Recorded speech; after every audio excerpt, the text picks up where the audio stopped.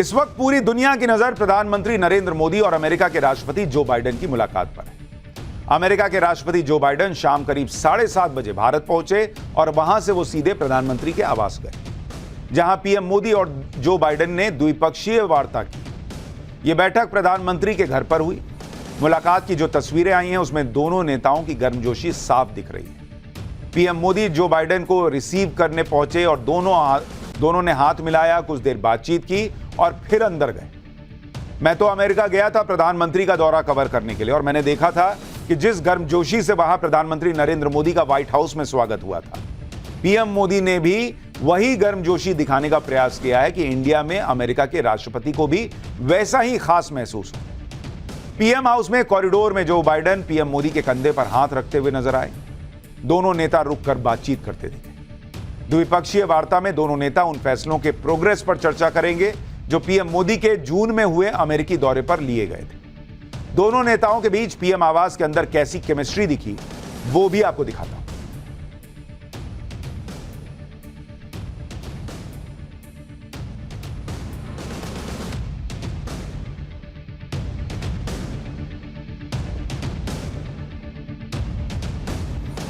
तस्वीरें आप देख रहे हैं किस तरह से दोनों नेताओं की खास मुलाकात हुई है।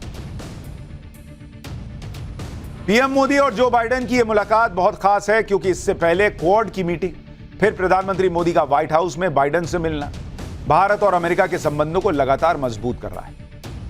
आज की मुलाकात में सबसे अहम मुद्दे क्या रहे वो भी जान लीजिए। एक तो मुद्दा यह रहा काउंटर चीन, यानी वैश्विक मंच पर चीन की घेराबंदी करना, वर्ल्ड ट्रेड में चीन पर निर्भरता कम करना। दूसरा, डिफेंस में मजबूती। 31 हंटर किलर ड्रोन पर बातचीत और दूसरे हथियारों पर भी बातचीत की चर्चा है। रूस यूक्रेन युद्ध पर भी बातचीत हुई है। न्यूक्लियर एनर्जी पर बातचीत की चर्चा है। इसके अलावा अमेरिका में भारतीयों को जल्द से जल्द और ज्यादा से ज्यादा वीजा देने पर भी बातचीत हुई है। एयरक्राफ्ट के मजबूत इंजन बनाने को लेकर हिंदुस्तान एरोनॉटिक्स लिमिटेड यानी HAL और जनरल इलेक्ट्रिक के बीच हुई डील को जल्द से जल्द आगे बढ़ाने पर भी बातचीत हुई। पीएम मोदी और बाइडेन की मीटिंग के बीच दुनिया G20 के शानदार इवेंट को देखने वाली है और अगले 2 दिन तक पूरी दुनिया की नजर भारत पर रहेगी। अगले 2 दिन तक भारत में जो भी होगा वो दुनिया का भविष्य भी तय करेगा, क्योंकि भारत अगले 2 दिन उस G20 सम्मेलन की अध्यक्षता करेगा जो दुनिया में सबसे ज्यादा पावरफुल है, सबसे ज्यादा पावरफुल देशों का समूह। और इस ताकत का अंदाजा आप इस बात से लगा सकते हैं कि G20 का मतलब क्या होता है, आपको पता है? G20 मतलब वो देश जो दुनिया की जो GDP है, दुनिया की GDP का 85% ये कहां है? G20 में। 85% दुनिया की GDP का कंट्रोल जो है वो इन 20 देशों के पास है। इतनी इनकी GDP है। ग्लोबल ट्रेड, दुनिया का ग्लोबल ट्रेड जो है उसका 75% वो कौन से देश करते हैं? वो यही G20 देश करते हैं। और 2/3 आबादी कहां है? वो है इसी G20 के अंदर। मतलब सबसे ज्यादा पैसे वाले देश और दुनिया का पैसा इधर से उधर किन की वजह से होता है? वो इन G20 देशों की वजह से होता है। और इन ताकतवर देशों को चलाने वाले बड़े बड़े नेताओं का विमान इस वक्त भारत में लैंड कर चुका है। G20 सम्मेलन के लिए दुनिया के बड़े बड़े देशों के नेता भारत आ चुके हैं। G20 सम्मेलन का माहौल सेट हो चुका है।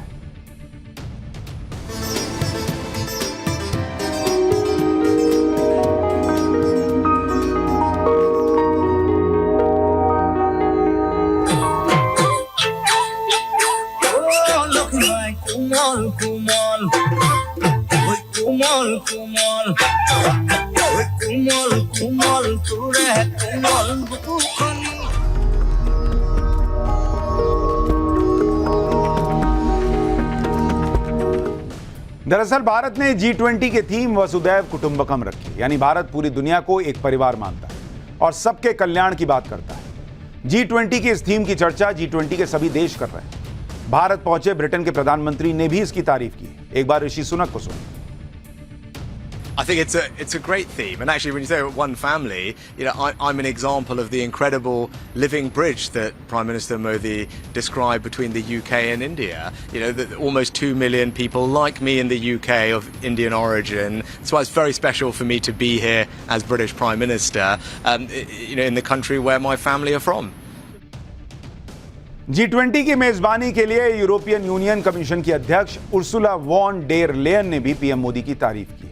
उन्होंने G20 की थीम वसुधैव कुटुंबकम की एक तस्वीर शेयर की और कहा कि पहले से ज्यादा बिखरी हुई दुनिया में G20 का मंच वैश्विक समस्याओं के समाधान के लिए बहुत इंपॉर्टेंट है। पीएम मोदी के मजबूत नेतृत्व में दिल्ली समिट बहुत अहम रहने वाला है। यूरोपियन यूनियन इसे सफल बनाने में पूरा सहयोग करेगा। दरअसल G20 की अध्यक्षता मिलने से ऐसा नहीं कि भारत ही तय करेगा कि इन 20 देशों में क्या होगा, लेकिन भारत के पास यह मौका होगा बतौर अध्यक्ष उन मुद्दों को उठाने का, उन मुद्दों पर चर्चा करने का जो दुनिया को प्रभावित कर सके। जो बाइडेन राष्ट्रपति अमेरिका के, वो भारत आए। इसी तरह से दूसरे नेता भी पहुंचे हुए हैं और उन सारे नेताओं के आने की तस्वीरें देखिए। जो बाइडेन अब से थोड़ी देर पहले पहुंचे हैं और उनका भव्य स्वागत हुआ। इसके अलावा जापान के दूसरे नेता भी पहुंचे। अब आपको बताता हूं मोदी की उस रेल के बारे में जो चीन की सीटी बजा देगी। G20 के दौरान भारत और अमेरिका का सबसे बड़ा एजेंडा एक ऐसा ट्रेड रूट बनाने का है जिससे ट्रेन के जरिए भारत और यूरोप की कनेक्टिविटी हो जाए। कहा जा रहा है कि यह रूट इंडिया से लेकर सऊदी अरब, यूएई और जॉर्डन से इजराइल और तुर्की तक को कनेक्ट करेगा। इंडिया से पोर्ट शिप के जरिए सऊदी अरब तक सामान जाएगा, फिर सऊदी अरब से यूएई और जॉर्डन तक स्पेशल ट्रेन चलेगी। यह भी कहा जा रहा है कि इजराइल भी इस प्रोजेक्ट में जुड़ सकता है, जिससे जो ट्रेन जॉर्डन तक जाएगी वो आगे इजराइल को क्रॉस करते हुए जा हाइफा पोर्ट तक पहुंच सकती है।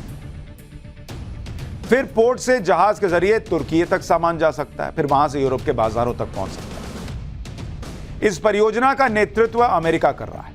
ऐसी खबर है कि अमेरिका, भारत, सऊदी अरब और यूएई के इस ज्वाइंट इंफ्रास्ट्रक्चर डील को फाइनल करने में ये लोग लगे हुए हैं और शायद G20 में इसका ऐलान भी हो जाए। अमेरिका इस प्रोजेक्ट को चीन के बेल्ट एंड रोड प्रोजेक्ट के काउंटर के तौर पर देख रहा है, यानी चीन मिडिल ईस्ट में अपना प्रभाव बढ़ा रहा है। इसलिए अमेरिका इस योजना को पुश दे रहा है ताकि चीन को काउंटर किया जा सके। चीन के बेल्ट और रोड परियोजना का अहम हिस्सा मिडिल ईस्ट में भी है। अगर भविष्य में इजराइल और सऊदी अरब के रिश्ते सामान्य होंगे तो इजराइल भी इस रेल प्रोजेक्ट से जुड़ जाएगा। इसे इजराइल के पोर्ट से यूरोप तक पहुंच और आसान हो जाएगी। इसी साल मई महीने में अमेरिका, सऊदी अरब, इंडिया और यूएई के एनएसए की एक मीटिंग सऊदी अरब में हुई थी, जहां इस प्रोजेक्ट पर बातचीत हुई। इस प्रोजेक्ट का आइडिया I2U2 फोरम पर आया था। इसमें फोरम में अमेरिका, इजराइल, यूएई और इंडिया शामिल हैं। इस फोरम को 2021 में बनाया गया था ताकि मिडिल ईस्ट में सामरिक महत्व के इंफ्रास्ट्रक्चर प्रोजेक्ट पर जोर दिया जाए। रेल कनेक्टिविटी का आइडिया इजराइल की तरफ से आया, फिर अमेरिका ने इसमें सऊदी अरब को भी शामिल कर लिया। अमेरिका के नेशनल सिक्योरिटी एडवाइजर जैक सुल्लिवान ने कहा कि अमेरिका यह मानता है कि भारत की मिडिल ईस्ट और यूरोप तक कनेक्टिविटी बहुत इंपॉर्टेंट है।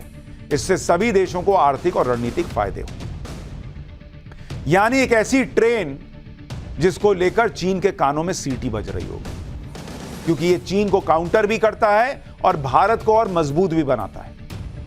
G20 की बैठक में चीन के राष्ट्रपति जिनपिंग नहीं आ रहे। इसे लेकर कांग्रेस ने सरकार की डिप्लोमेसी पर सवाल उठाए। इसे ऐसा दिखाने की कोशिश की गई कि यह सरकार की नाकामी है और जिनपिंग ने तो भारत को नीचा दिखा दिया। लेकिन इसका सच भी मैं आपको बताता हूं। जब भी कोई ग्लोबल इवेंट होता है तो उसमें मेंबर देशों के राष्ट्राध्यक्ष आते हैं, और अगर किसी बड़े देश के राष्ट्राध्यक्ष नहीं आते हैं तो सबसे पहले यह देखा जाता है कि जो राष्ट्राध्यक्ष नहीं आ रहे हैं वो इवेंट के वक्त अपने देश में क्या कर रहे हैं। यानी मोटा मोटी यह देखा जाता है कि राष्ट्राध्यक्ष ने ग्लोबल इवेंट को इग्नोर करके अपने देश में ऐसा क्या किया कि वो इग्नोर माना जाए या उनकी जरूरत माना जाए, और इसके बाद इवेंट में शामिल ना होने के मायने निकाले जाते। सबसे पहले आपको बताता हूं कि चीन में जिनपिंग कर क्या रहे हैं। यहां नहीं आए तो वहां क्या कर रहे हैं। जिनपिंग इस वक्त चीन के इलियोंगजियांग इलाके में दौरा कर रहे हैं। इस इलाके में जुलाई महीने में भयानक बाढ़ आई थी, लेकिन इस भाई को 2 महीना बीत जाने के बाद इस इलाके की याद आई। चीन मामलों के जानकार अल्फ्रेड वू के मुताबिक आपदा प्रभावित इलाकों तक पहुंचने में जिनपिंग की स्पीड हमेशा ही स्लो रही है, और शी जिनपिंग के कार्यकाल में तो यह बहुत कॉमन है।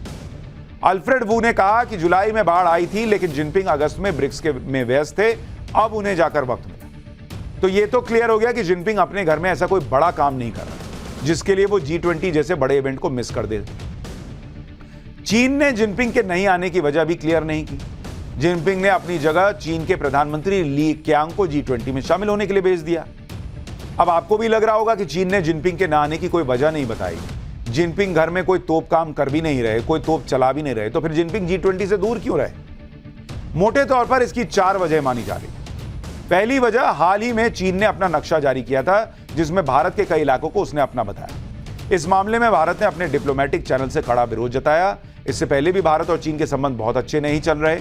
चूंकि इवेंट भारत में है, इसलिए जिनपिंग को यह डर होगा कि कहीं मेजबानी का इस्तेमाल करते हुए भारत चीन का कड़ा विरोध न कर दे। दूसरी वजह, G20 में 10 से ज्यादा ऐसे देश हैं जिनके चीन से संबंध अच्छे नहीं। ऐसी परिस्थिति में चीन बिल्कुल नहीं चाहेगा कि वो ऐसे माहौल में फंस जाए कि उसे सब घेर कर कोसना शुरू कर दे। तीसरी वजह, चीन की अर्थव्यवस्था पहले से खराब है। हम आपको पहले ही बता चुके हैं कि कैसे कंपनियां चीन छोड़कर भाग रही हैं। रियल एस्टेट सेक्टर ध्वस्त है। बाढ़ बारिश से लगभग 50,000 करोड़ का नुकसान हो चुका है। ऐसे हालात में जब चीन के अंदर खुद ही लोग जिनपिंग से परेशान हैं, पूरे देश में अविश्वास की भावना बढ़ गई है, तो उस वक्त में जिनपिंग बिल्कुल नहीं चाहेंगे कि उनकी ग्लोबल बेइज्जती हो और उनकी इमेज पर कहीं से भी कोई बुरा असर पड़े। चौथी वजह, G20 में अमेरिका, यूके और भारत ऐसे 3 ताकतवर देश दिल्ली में एक साथ मौजूद रहेंगे जिन्होंने चीन के खिलाफ पिछले 3 सालों से अपना ऑल आउट गेम शुरू कर रखा। इसलिए जिनपिंग खुद नहीं चाहेंगे कि ये 3 वर्सेस 1 के गेम को ग्लोबल मंच पर फेस करना पड़े। एक तरफ G20 में बड़े बड़े देशों के नेता भारत में, पूरी दुनिया भारत में इस ग्लोबल इवेंट पर नजर बनाए हुए है। दुनिया भारत की ताकत का लोहा मान रही है। दूसरी तरफ अपने राहुल गांधी जी हैं जो यूरोप में जाकर भी लोकतंत्र खतरे में है वाली थ्योरी बेच रहे हैं। राहुल गांधी अभी यूरोप टूर पर हैं। वहां उन्होंने एक प्रेस कॉन्फ्रेंस के दौरान चीन की तारीफ कर दी। सुन लीजिए भाई साहब को। I've been saying in all my meetings that it is pretty clear that China is proposing a particular view, a particular vision of the planet, right? And they are putting on the table the idea of the Belt and Road. And one of the reasons they are able to do that is because they have become a center of global production. And this is something I told the people yesterday in the External Affairs office. But I don't see an alternative vision coming from our side. That vision requires a vision for production in a democratic environment. What the Chinese have basically shown. चीन के में बहुत कुछ अच्छा दिखना, भारत में कुछ भी अच्छा ना दिखना, इस देश में कुछ लोगों के लिए ये समस्या 2014 के बाद से बनी हुई। कुछ नहीं किया जा सकता।